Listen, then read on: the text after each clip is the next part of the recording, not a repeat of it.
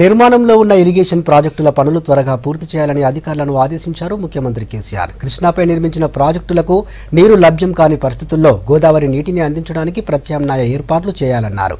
ప్రతి ప్రాజెక్టును నిర్మించడంతో పాటు దాని నిర్వహణ కోసం అవసరమైన ఆపరేషన్ మాన్యువల్ రూపొందించుకోవాలని ఆదేశించారు. ప్రగతి భవన్లో మంత్రులు అధికారులతో ఇరిగేషన్ ప్రాజెక్టులపై రివ్యూ చేశారు సీఎం. మహబూబ్ నగర్, ఖమ్మం జిల్లాలో నిర్మాణంలో ఉన్న సాగునీటి పథకాలపై ముఖ్యమంత్రి కేసీఆర్ ప్రగతి భవన్లో సమీక్ష నిర్వహించారు. మంత్రులతో పాటు ఆయా జిల్లాల ప్రజాప్రతినిధులు రివ్యూకు హాజరయ్యారు. మంత్రులు నిరంజన్ రెడ్డి, శ్రీనివాస్ గౌడ్, ఉమ్మడి మహబూబ్ నగర్, ఖమ్మం జిల్లా టీఆర్ఎస్ ఎమ్మెల్యేలు, కాంగ్రెస్ నుంచి టీఆర్ఎస్ లో చేరుతామని ప్రకటించిన హరిప్రియా నాయక్, రేగా కాంతారావు, ఆత్రం సక్కు సమీక్షలో పాల్గొన్నారు. దుమ్ముగూడెం దగ్గర పుష్కలమైన గోదావరి నీటి లభ్యత ఉందన్నారు సీఎం.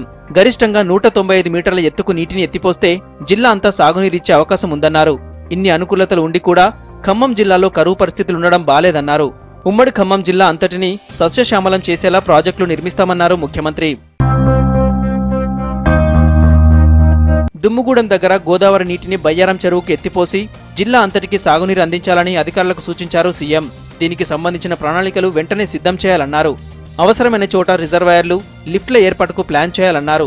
ప్రాజెక్టులతో నీరు అందని ప్రాంతాలను గుర్తించి స్థానిక వనరులతో సాగునీరు అందించాలన్నారు. ఆర్ఓఎఫ్ఆర్, అసెండ్ భూములకు కూడా సాగునీరు అందించాలని అధికారులకు సూచించారు ముఖ్యమంత్రి.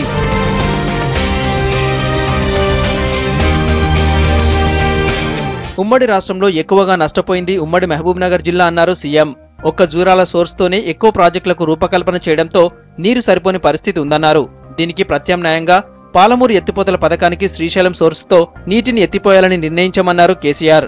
కల్వకుర్తి, నెట్టెంపాడు, కోయల్ సాగర్, భీమా ఎత్తిపోతలతో పూర్తి ఆయకట్టుకు నీరందించడానికి వీలుగా అవసరమైన రిజర్వాయర్ల నిర్మాణం పూర్తి చేయాలని చెప్పారు. పాలమూరు జిల్లాలో చెన్నోనిపల్లి రిజర్వాయర్ను ఉపయోగంలోకి తెచ్చేందుకు కృషి చేస్తామన్నారు. రివ్యూ మీటింగ్ కు ముందు కాంగ్రెస్ నుంచి టీఆర్ఎస్ లో చేరతామని ప్రకటించిన ఎమ్మెల్యేలు హరిప్రియా నాయక్, రేగా కాంతారావు, ఆత్రం సక్కు ముఖ్యమంత్రి కేసీఆర్ తో ప్రత్యేకంగా సమావేశమయ్యారు.